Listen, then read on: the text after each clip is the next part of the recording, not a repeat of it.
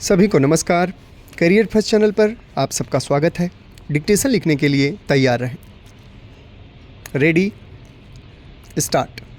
अध्यक्ष महोदय, कुछ लोगों का विचार है कि हमारी अपनी भाषा ही ऐसी भाषा हो सकती है जो केवल शिक्षालयों के लिए ही नहीं बल्कि प्रत्येक व्यक्ति के लिए शिक्षा का माध्यम बन सकती है, और जब तक उसको माध्यम बनाने की ओर ध्यान नहीं दिया जाएगा तब तक शिक्षा इने गिने लोगों की ही वस्तु रहेगी और जनसमूह के जीवन तक नहीं पहुंच सकेगी।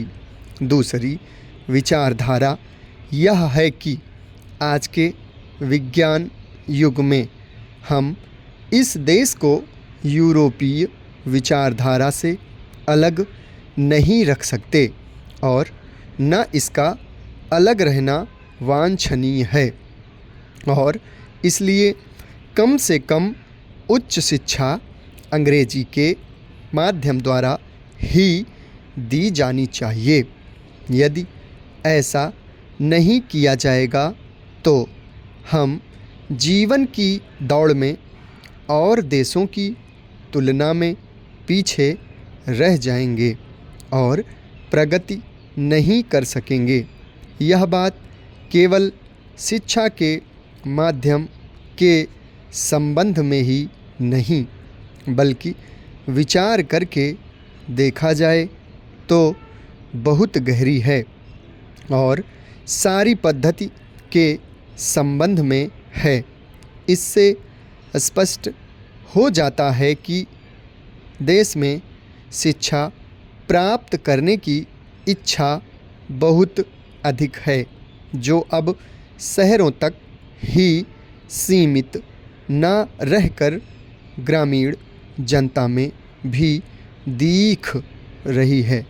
पर उसका एक फल यह भी देखने में आ रहा है कि इतने लोग इन संस्थाओं से उत्तीर्ण होकर अपने को एक प्रकार से बेकार पा रहे हैं।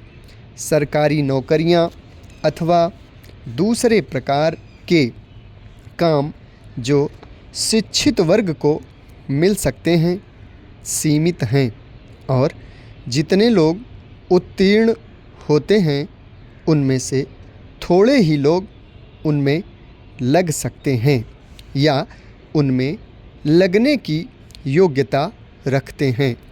अधिकांश विद्यार्थी अब वह काम नहीं कर सकते जो उनके पिता और दूसरे पूर्वज लोग किया करते थे। अंग्रेजी शिक्षा के फलस्वरूप उस काम के प्रति उनकी भावना में परिवर्तन आ गया। परिणाम हुआ कि बेकारी बढ़ी और उसके फलस्वरूप जीवन के प्रति असंतोष और उपेक्षा की भावना को बल मिला। यह इस देश के लिए बहुत भयंकर चीज़ है। इसलिए हम इस विषय पर मौलिक रूप से विचार करें कि जो पद्धति आज चल रही है और जिस पर हम इतना व्यय करके युवक और युवतियों को बहुत बड़ी संख्या में शिक्षित कर रहे हैं, वह आज की परिस्थितियों के कहाँ तक अनुकूल और लाभदायक है। महात्मा गांधी ने इस आने वाली परिस्थिति का अनुमान लगाकर यह निश्चय कर लिया था कि यदि इस देश में अमीर और गरीब प्रत्येक भारतवासी के लिए शिक्षा आवश्यक है तो वह इस पद्धति से नहीं दी जा सकेगी, क्योंकि इसमें इतना व्यय है कि यह देश उस भार को नहीं उठा सकेगा। इन्हीं दोनों विचारों से उन्होंने नई तालीम की पद्धति निकाली, जिसको अन्य देशों के उच्च कोटि के शिक्षा शास्त्रियों ने भी शास्त्रीय ढंग से विचार करके उपयोगी और लाभदायक ठहराया। महात्मा जी के विचार से जहाँ तक मैं उसको समझ सकता हूँ, इस पद्धति में अपने दो मौलिक तथ्य थे।